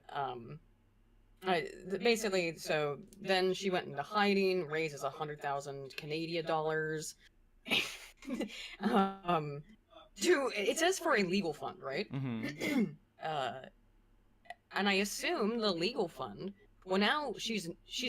I think she's in Europe right now. I think she's crossed the pond to get away from Canada. Wouldn't that mean that maybe like the investigation is actually serious and it's not like like someone making a prank call to the cops and they might actually be placing her under an investigation? There's certainly people who have thought that exact same thought. What did the media say? Because I heard there were like some articles. What do you think? A brave transgender Twitch streamer is attacked by evil doxing right-wing neo-Nazi forum, which is like, it's not like. And what did the cops say? Like, did they say no, she's actually under an investigation, or did they say yeah, it was a prank call and blah blah blah? The cops said they seized some, I think, a cell phone and some hard drives. But well, hold on. I thought they'd been returnurned. Yeah, like when it's a swatting, don't the cops just oh, okay, so it was a prank call? But like when it's they don't. I mean, I've been swatted, and when I was swatted, they certainly didn't seize any of my stuff. Yeah, they don't seize your stuff. Like, that's the interesting bit, right? Because like if it's an actual investigation, then they take your stuff. But if it's just a swatting, they'll be like, oh well. Yeah, I have no idea about that side of things, but it is. Apparently the stuff was given back, although you know that what the cops do is that if they took your cell phone and your hard drive and then gave it back 2 days later, they didn't really give it back to you. They just made a digital copy of it and then gave it back. So it doesn't necessarily mean anything yet. I had no idea with that investigation. I do find that weird because I have been swatted before and they did not. Now, did you get scared? Was talking about that. It's interesting because I was talking about this on my stream last night with Spoon. And when I turned off the stream, I went and watched Recaita's short video about the Marjorie Taylor Greene stuff, and we had almost the exact same opinion at the same time, so that turned out good. And what that was is that, so Keffel's current thing is, as they're in Europe, is to send their fans and supporters and compatriots to go protest the Cloudflare offices. Of course, Cloudflare does not host Kiwi Farms. Cloudflare is their DDoS protection. DDoSing, by the way, direct denial of service attacks, are a crime. So, just saying. Yeah, that's probably why Cloudflare isn't doing anything, right? Because then like you're saying, oh well, if activists pressure us enough, we're allowing crimes to be done against your company, kind of thing. Yeah, and the owner of Cloudflare previously removed services from 8chan. and has said publicly that he regrets having done that because it was the wrong thing to do. The guy, I think personally, outside of business perspective, personally is against doing that ever again. And by so services, again, are we talking about like the platform or like DDoSing services? I'm sorry. What do you mean? Well, when Cloudflare removed services from 8chan, was it like the hosting or the DDoSing protection? Just DDoSing protection. Oh, I see. Just DDoS protection. Which, of course, then when you have no DDoS protection, you're just going to ping your servers for forever. It's going to cost a bunch of money, and it's going to drive the servers offline. Which makes it untenable and impossible to run. Yeah. So the idea is that the Keffels fans are going to go show up to the physical headquarters of Cloudflare and protest to get Cloudflare protections taken away from KF. And do you think then, of course... Do you think Keffels will be there as well? No, Keffels is in Europe. Oh. You know what I suggested to Pippa? Well, I mean, how brave, right? You know what I suggested to Pippa? I was like, look, you can use your 3D model and a green screen, and you can be part of the protest. And apparently, I don't think her boss will like that.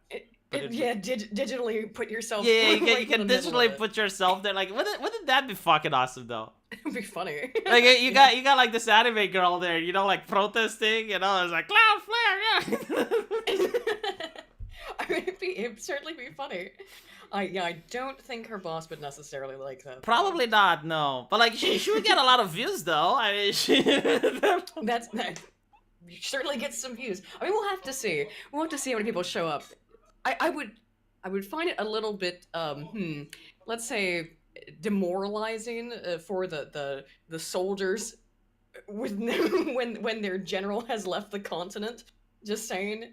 I don't know. I think they will know she's not there, right? Like it's. Oh, they know. But I mean, it would be again demotivating. Yeah, it is. It is a little bit bizarre, right? Because like if I were to, I don't know, support an activist, and they're like, all right, well, let's do this protest, and they're not there, then it's like kind of weird, It's like, well, why aren't they here? Yeah, again, demoralizing at least, or disincentivizing people maybe from participating.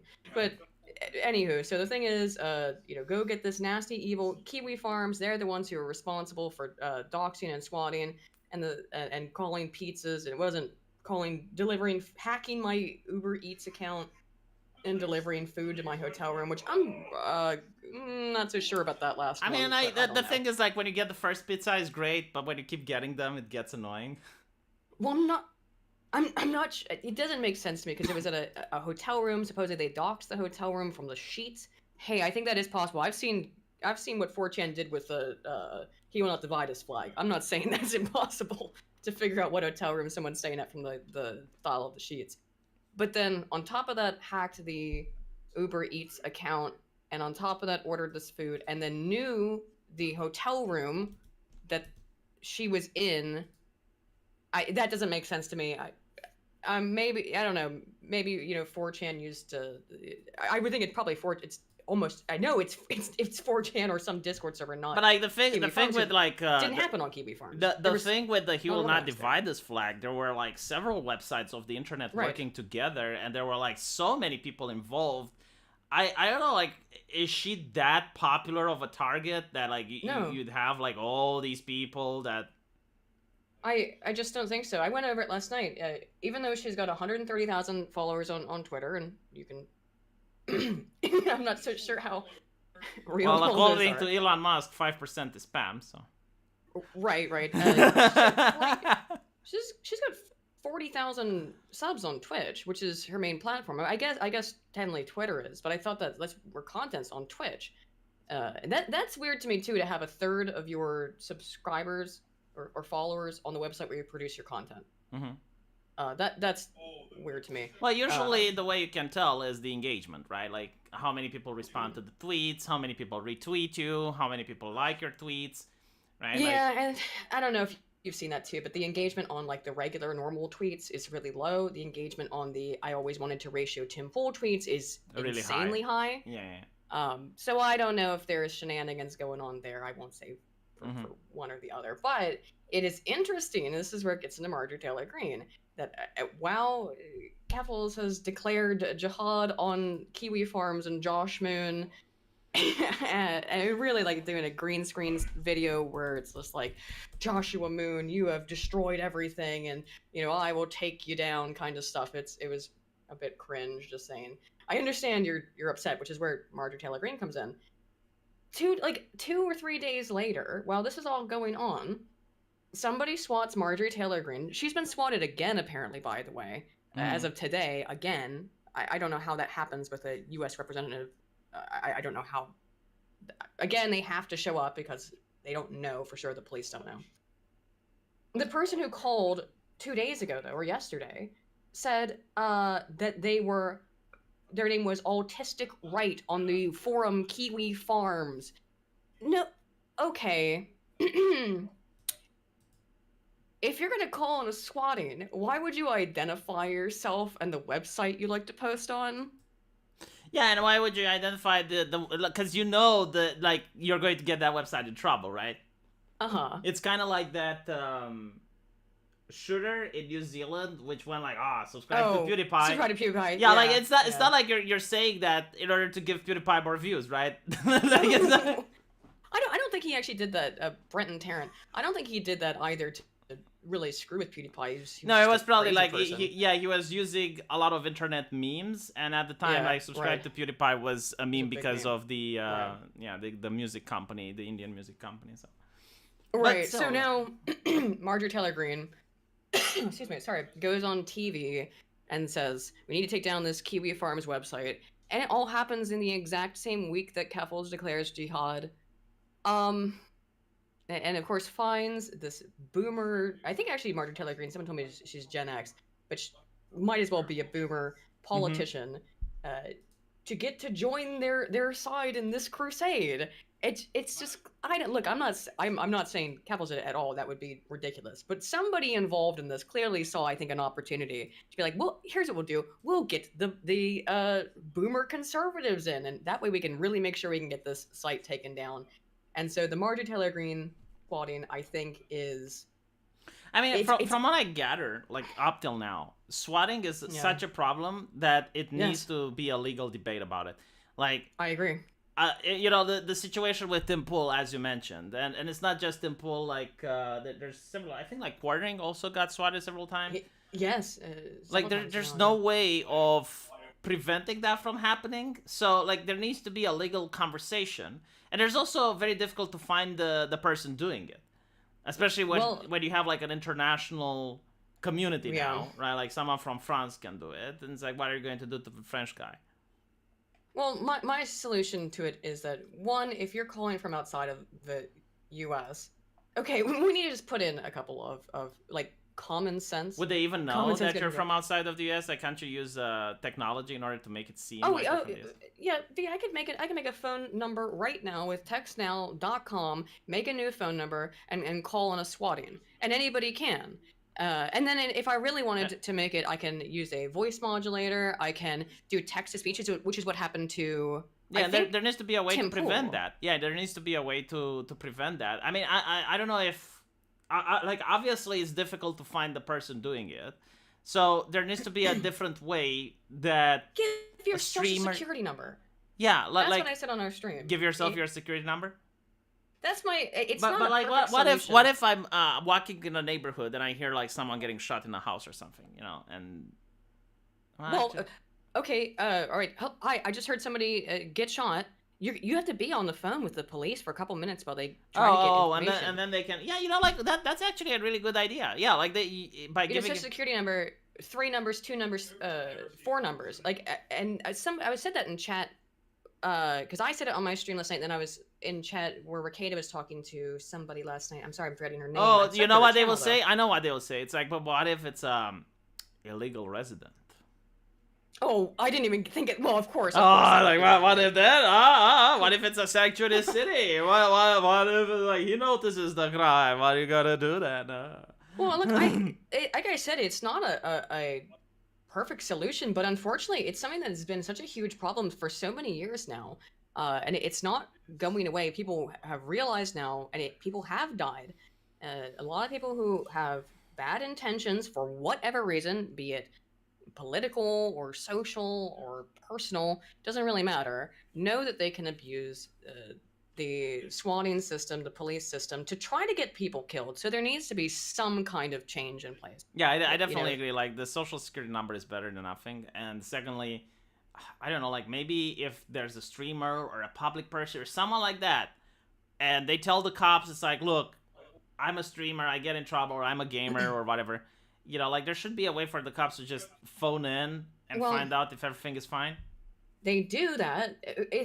Okay, so the first time I was swatted, the next day I went down to the PD. I lived in a small town with about 30,000 people in West Virginia, right? So, like, middle of nowhere for them. And it's you know, country town, not everybody, you know, not a big place. It's a university town.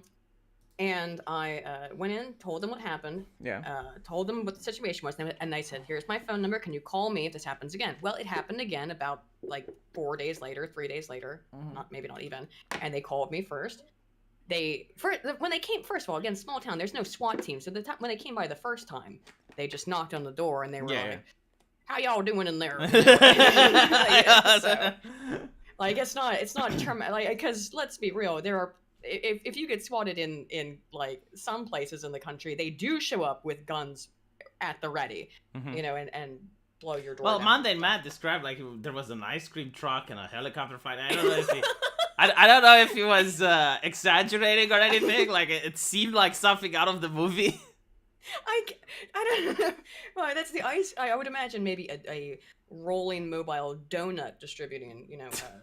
Donut cart. I could see that. Maybe not an ice cream truck. No, he was like, it was the middle of the night. It was the middle of the night, and I saw an ice cream truck, and I wondered, why is an ice cream truck there? And then as I opened the door, the grass was waving as the helicopter was flying above ground with searchlights, and like they were all fitted on my house. And I wanted to know what goes on, but then I saw like the red tag lasers all over my shirt. And I dropped the garbage that I was carrying. Some of it's funny, but some of it's real. Animals, dogs, I'm sure, gonna get killed all the time. Even if you're a misanthrope and you hate all people and you don't care who gets, because you hate humans.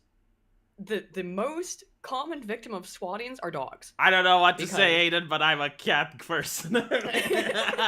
Neko-chan Morales. Well, cats don't have the same problem because cats don't bark, right? And if they see that the feds or the cops rolling up, they're gonna run away. Dogs will bark because that's, you know, they do. So that dogs get killed do you all think the time like the by cops? swattings. Do you think like the cops are like, there's a butt there, take him out? I mean, I've seen memes that the cops do it intentionally for sure, but yeah, I think that the Social Security thing might help, and it depends on where you live. With Tim Pool, you know, he went to them a whole bunch of times too, so they're fully aware. And now they do with him too is they text him first or call him first, but they still have to show up because you have to remember what the alternative is. What if this time Tim Pool actually done it? He actually And did if the mini beanie finally snapped. I mean, I of course, we know it sounds like that it sounds There was ridiculous. another day without the predicted civil war, and this was one day too many for Tim Pool. Oh my god, but you know... Eccentric millionaire living on top of a mansion, Tim Pool has finally snapped. Or what if he had a guest on who snapped? You know, it is possible. And so the police, because then you have to again remember. Tim Pool invited famous communist and internet commentator Vosh on his stream when it all went bad. Well, Vosh just turned him down, I think. There were many 911 calls, but the police ignored it because Vosh has attempted to get Tim Pool into trouble several times before. The Did went. Vosh go on Tim's show? I think he did. Yeah, he did. Like, the swatting started after that. Coincidence? I think not. Right. It was interesting. I remember now. It's all coming back to me. Yeah. And I think Tim got swatted about a week after. A week after. Look, again, I'm not saying anything. Just, you know. All I'm saying is that next time, Tim, maybe consider putting a bag over your guest head. And the thing is, too, is I know. Blindfold him, Tim. Blindfold him. I know the area where Tim lives because, I mean, he always says he lives in West Virginia, and that I know exactly where he's at because I've been through that area my whole life. It's part of the country I grew up in. So I'm like, yeah, I know exactly where he's at, and he probably knows too. He's close enough to DC, and there's a ton of politicians that live in that area. That yeah, the police are gonna take it probably pretty seriously, consistently. But the swatting stuff, there's got to be something. You know what done I would do? about it. I would get like a trailer where the actual studio is, and every time you film, you have your staff escort the police to the mansion, and you're just streaming in the trailer, and they don't get to see it. Like, yeah. Oh, Lazy One in chat brings us up. It was also right after Tim had on boomer politician lady Marjorie Taylor Greene. When he got swatted either when she was on too. I think it was the second time. Or he also got swatted right after or during when Marjorie Taylor Greene was on. Now I'm not obviously I don't think there's any conspiracy there, other than that a lot of people really hate Marjorie Taylor Greene. do you think people reason, conspire, Aiden? Do I think people conspire? Yes. Yeah. I also think that there are coincidences, and it also can be that interests just align. But like, do you not think that maybe we live in a society where we dismiss every single conspiracy out of hand? No, because I mean, I don't dismiss conspiracies out of hand because Alex Jones's right jar is full. So because like what if like at one point you have an actually conspiracy? Well, like what? That Martin Luther King was shot by the feds? Because the federal government paid restitution to his family, basically admitting that was true. So I mean, like. Yeah, but like at the time, Aiden, when the event happened, had anyone suggested it, it would have been like, oh, you're a conspiracy theorist. Exactly. It was a conspiracy theory for decades until it went to court, and they were like, yeah, well, they didn't admit it. They just kind of went like, we're not going to fight it because, yeah. Do you know who coined the term, like, conspiracy theory as in, like, stop talking about it? No, who? The CIA. Oh, of course. I'm shocked, I say. No, not that shocked. People in the chat are asking if you like Mori Calliope. I'm not aware of who that is. It's a VTuber that has your voice. Oh no. I'm not. Holy shit! Now I can't hear it. Oh my fucking! You do have Mori Calliope. No. I am not a secret VTuber. They usually pick VTubers based on popular streamers. So. I've thought about making one for the show that Spoon and I do for our podcast. I don't think he'd go for it though. I think he wouldn't like it. He's in the chat, I'm pretty sure. I don't think he'd go for it. Let me see if I can find the picture of Mori Calliope, and maybe you can tell me if this is your avatar or not. Uh-huh. Hold on. Oh, I think I found it. Oh, this is good. Yeah. Hold on. Does this match your personality, Aiden? I mean, it's a little femdommy for me. A little femdommy? Femdommy mommy? It's a little bit. It's a little bit too femdommy for me. Femdommy mommy. Okay. I mean, I like it. I like the Grim Reaper kind of like, but not my normal aesthetic. Do you do rap, Aiden? Do you sing? Do I rap? Yes. Are you asking me this because you know the truth already? No, it's because because she is popular for rapping. Many years ago, way before I did YouTube, I used to be very involved in the nerdcore hip hop scene. So basically, what you're saying is that finally with VTubing, you're letting your talent shine again. I haven't done it in years, and my shit is god awful. When I did it, then like people like really dug into me. Like when I first started doing YouTube, all of it got found out, and it's very embarrassing, and I disavow. It's out there. Do you? It's really bad. Have you heard Tim Pool singing? Yeah, I haven't. It's so fucking good, isn't it? I heard his first song. Someone told me on our stream last night he put out a new one. I haven't heard it yet. Yes, it's really good. I'll have to check it out. Styx Hexenhammer also sings. Yeah, I know. We were talking about that last night too. That Styx is actually really good. It's really good. And then you have Bering. Yeah, Bering, of course. There's so many talented people. Look. Yeah. Wait, who else sings? I think that's Vosh doesn't sing. Do any of the communists sing? Hey. None of the communists. Why is that?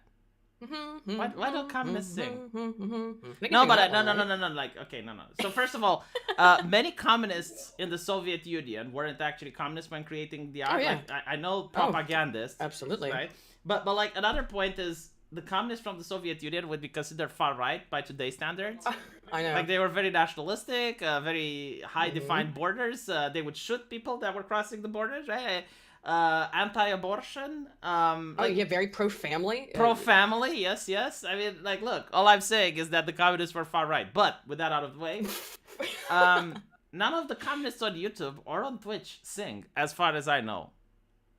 I mean, having accidentally, and by accidentally I mean drunkenly, sang on streams maybe or on on Discord calls once or twice before, it is embarrassing and often cringe to do. So, and I know that a lot of people hate hearing other people sing, so I don't like to do that. But there must be like one. I guess like there are some VTubers that are communists. Really? I don't know. I would assume so. I mean, they're on Twitch, so like the VTweeters yeah, are exactly. probably. I would Like, assume you can't be on Twitch unless you're a communist. Hashtag change my mind. No, I think that's accurate. I think like Styx tried opening a channel there and he got banned. Yeah. I don't know. Is there anyone even vaguely right wing on Twitch for long periods of time who doesn't end up getting yeeted? The United States Army. Yeah, I'm not kidding. Like they have a Call of Duty group, and it's there in order to attract recruits for the U.S. military. Not even. So I guess like they are allowed. That they're probably like the most right wingers. I'm not sure about that one, Chief, but I like it on paper. And if you look at the military, they go, all right. You know, we used to have the don't ask, don't tell policy, but which one of you is a commie? Because we need to play some Call of Duty games for our Twitch streams. I mean, I meant like, have you seen the new military advertisements from the last couple years, where it's, you know, all like the American military advertisements versus the Chinese military advertisements? I did see that. Oh, Project Melody is a commie confirmed? Get the fuck out. Really? I don't know. I at least know who that is. You do know who that is? Mm-hmm. Well, apparently. Well, of course you know who that is, because one day I heard the screams of a million thoughts going like, oh, she's on our platform and she's on the main page and it's so unfair because like she doesn't even have to show face. That was why I know that name. She doesn't have to show face and like we put ourselves out there and like she probably is a guy. Probably I've been in a couple of videos, mostly most times I've shown my face. Besides, like the first time I ever went on a stream and showed my face was with you, like 5 years ago, 4 years ago. Holy shit! But the only really times I generally do it is for like ad reads where they ask me to. They say, can you be on camera with the product or something like that? You know? Can you touch your elbows together, Aiden? Yeah. You can. Oh, I know that. Oh no, you did. So you said, "Oh, that's unfortunate, Aiden. That is very unfortunate." Dang it! But I don't even have a webcam, so that is so fucking unfortunate. No, you said yeah, and it's. I didn't even. Oh my god! I can't believe I fell for that. I mean, it's. Didn't even think about it. Just thought you were asking an honest question. Well, that's how you ask it, right? Like you first talk about something different, and then come back at it, and it's like boom. Exposed. Damn it. So the picture on QB Farms, then definitely not yours. Look, here's how I decided how I'm gonna deal with it, and always will. If I say yes, it doesn't really matter. If I say no, it doesn't really matter, because the people on KF are convinced that it is anyway. So I'll just be like, yes, because if I say no, you'll be like, oh, you're lying. So I'm like, yeah, whatever. You do you. Whatever you so yeah, but like, desire. look. If you can't touch your elbows together, then that means you're not Dekai Sugoi confirmed. If you can't, oh yeah. Definitely not your picture. Yeah, that is the thing about Kiwi Farms too, is that people got to get used to it. And this is interesting because you know, Mercada said almost the exact same things that I said on my stream at around the same time. So it was interesting. We were of a very similar mindset on this. like Kiwi Farms is a gossip forum. People are gonna say nice. Well, no one's gonna say anything nice about anybody. People are gonna say true things. People are gonna say gossip and wrong things and spread rumors. But it's your free speech to do it. And anybody who actually cares about free speech should support the right of Kiwi Farms to exist and to be able to keep operating, even if people do nothing but talk shit about you who says they should be allowed to exist, which is what I've been doing. Yeah, now well, for see, a my time, so. different take on it is that we have a different culture now, which is a culture of safety rather than a culture of freedom or liberty. Like, if the people that live today would, let's say, colonize Mars or something, like, they would probably create the most North Korean-like society the world has ever seen.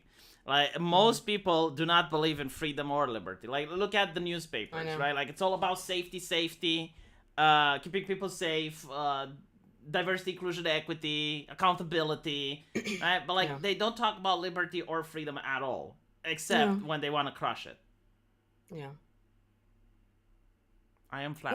Well, it is, except when they want to crush it, is exactly that. It's when they want to crush it, which is, it's so hypocritical. But you know, Vosh really, I have to thank him for one thing.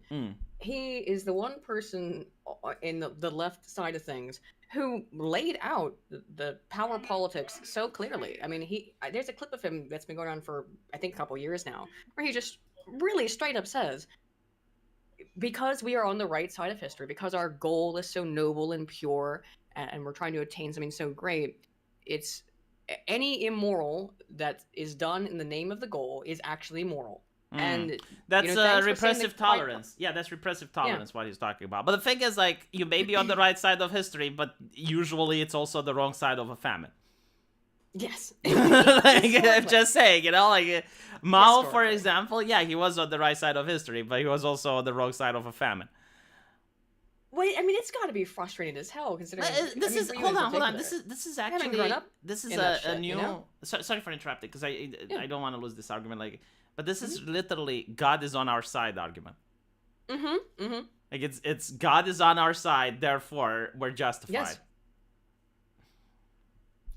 Yeah, I mean, that's it. It's that my actions are backed by the righteousness of God, so I can. Yeah. Whatever I do is okay. Yeah, whatever it is okay, because God's on our side. Yeah. I mean, it's really screwed up, but I mean, that's literally. Oh, I need to tweet this. Holy shit, it's so fucking good. So we are on the right side of history means. Right. God Deus Volt is on our side. There we go. I mean, yeah, it's pious atheism, I guess. It is very much pious atheism. Well, when you do replace a religion, when you replace family, when you replace everything else that is traditionalistic for human society with the state, people will look for those things elsewhere, and they have to look for them in the state. So of course that becomes the norm. Right? Oh my fucking god! So I'm on Twitter and I just got a Jim Banks, Representative Jim Banks. Let's see if is he Republican? Yeah, he's a Republican. He said, "Student loan forgiveness undermines one of our military's greatest recruitment tools at a time of dangerous low enlistments." I mean, look, he's not wrong, but there is this thing called optics. Yeah. And you also now know why Americans have so many gender studies experts in the military. It hurts. Like, yeah, might be why. Might be why you've got so many gender studies experts. Oh, that's my video for today. That's my video for today. Then it's like the hot take of a Republican. It's like student loan forgiveness, one of our military greatest strength. He did it. He made me side with the left against him. Okay, one of the things that's so, why that's really dumb too is that if you're in ROTC, you don't pay at all. You don't have take out student loan. if you're in the military in the United States and you join ROTC, Reserve Officer Training Corps, which is what a lot of people, or AF ROTC. No, Air but like Force Reserve Officer no, Training Corps. he's saying the other way, right? Like you already took out the student loan, right? You want to be a lesbian dance and therapist. and he's saying you join the yeah, and then you're in debt and you don't know how to get out of that. Like you can't find a job. You're going to join the military. Right. I mean, if what you took out $150,000 worth of debt to get a degree in was feminist critical dance theory, then like I don't know who else is gonna hire you. And we're going to fight the patriarchy in Afghanistan.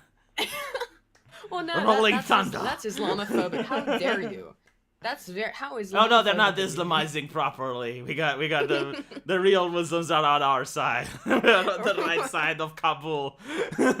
Right. Oh my god, it is. I guess like some of the Republicans, like they say the dumbest shit, like without even thinking it. Like yeah, even if you're right, like even if you're right, that is not the argument that's going to be popular to the public, is what I'm saying. Of course not. But they can't even figure that stuff out anymore. You know what I mean? Anyway, thank you for coming, and I'm excited for joining your stream. And tell Spoon it's because you asked, not because he asked. Yeah. Oh yeah. We'll hang out again.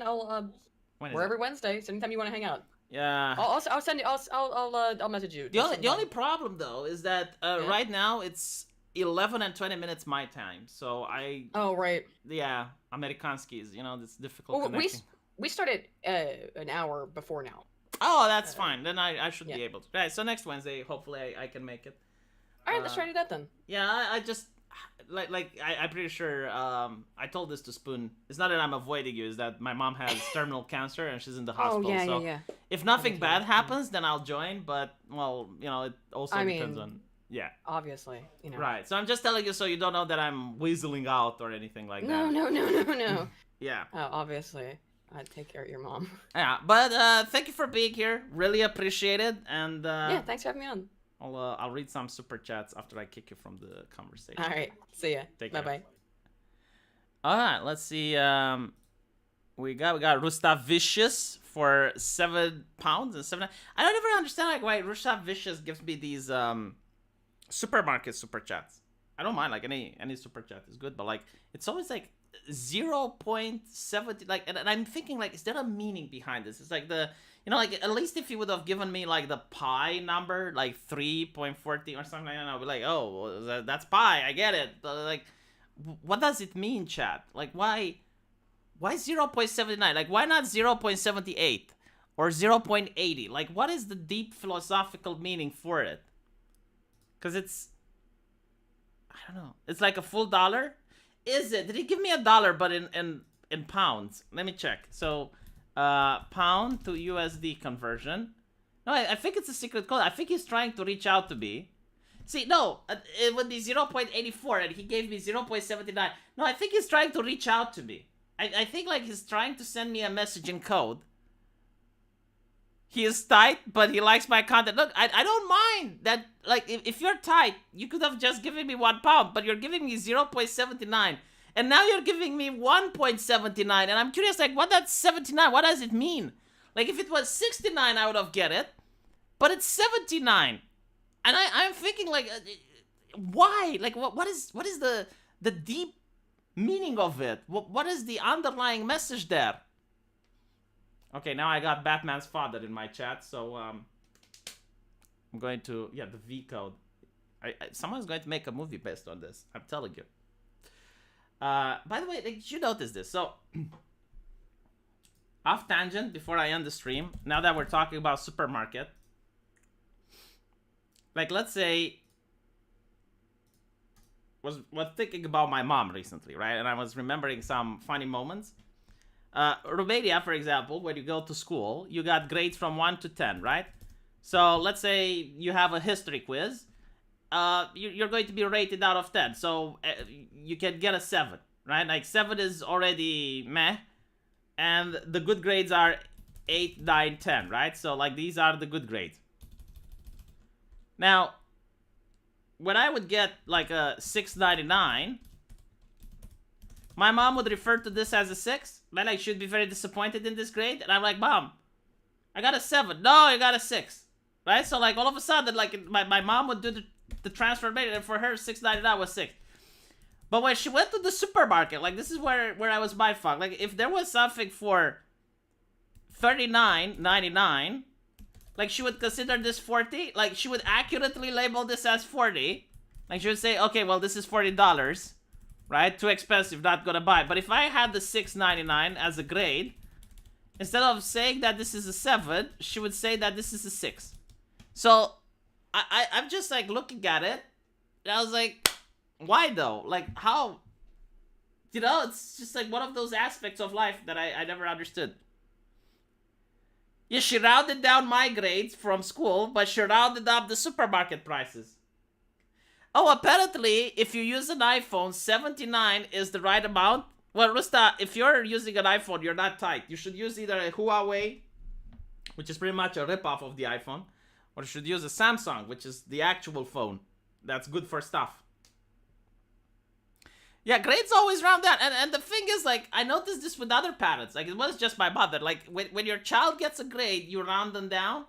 But when you go to a supermarket, you round it up. Same with penis size. Like, a penis size, the man rounds it up, the woman rounds it down. It's very interesting. You are describing women double standards. Is normal? I don't know. How did you know my mom was a woman, you bigot? Did you ask her how she identifies? Did you not listen to Vosh? Did you not listen to a Vosh stream and get educated? What is wrong with you? Higher grade is what she wants. Cheaper prices is what she... Oh! Happiness, you fucking explained the mystery to me. So it's basically like her trying to impose her dreams and aspirations upon reality. Like she's trying to will reality into being. That is such a great point. Oh my, I never thought about it. Like she wants me to get good grades. But no, hold on, like that's not the point. But yeah, no, actually it is. Like she wants me to get good grades, so she's going to think that I'm getting them smaller? I don't know. Whatever. I'll think about it. Anyway, right. Thank you for watching the stream, and I'll see you guys tomorrow. And also check me out on my other channels. And